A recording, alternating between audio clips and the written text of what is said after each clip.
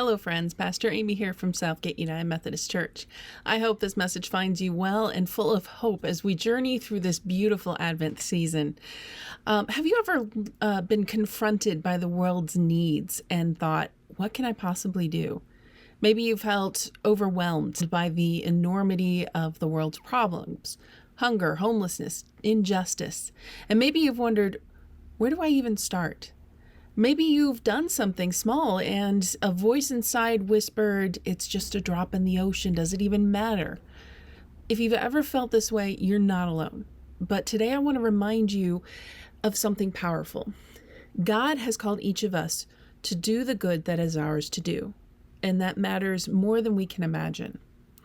In Luke chapter 3, John the Baptist speaks to the crowds, and they are eager to know how to prepare their hearts for God. His answers to their questions are practical and specific.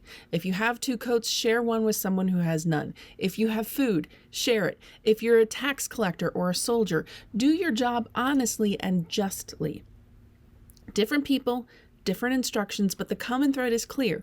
Do the good that is yours to do.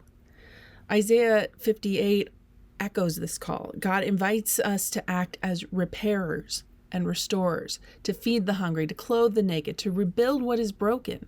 And God promises that as we do this, your light will rise in the darkness and your night will become like the noonday. It's really easy to feel small in the face of so much need. But these scriptures remind us that our role isn't to fix everything. It's to trust that the good we can do is enough when it's offered with love. There are many ways to respond. Many of you are already responding to the request from Connection Point to buy some additional Christmas gifts for some of their clients when they had more requests than they could fulfill. All 10 of those tags we took are gone, and the gifts are already coming back. So you're already making donations and helping people.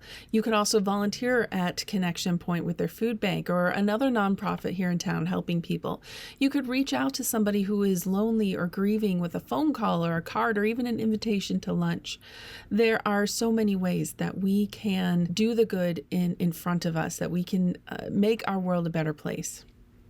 Each act, no matter how small, is a reflection of God's love. And even when it feels like a drop in the ocean, God takes that drop and creates waves of transformation. And here's the best part. We don't do this alone. We don't do this work alone. Isaiah reminds us that God will guide us, God will satisfy our needs and give us strength. Through Jesus Christ, we are empowered to keep going even when the work feels hard. So this Advent, I encourage you to not get stuck in frustration or despair. Instead, let's ask God, what is the good you are calling me to do? And then let's step forward in faith, trusting that God will use our efforts in ways far greater than we can imagine. Friends, I can't wait to see you this Sunday, worship at 9:30 in person and online.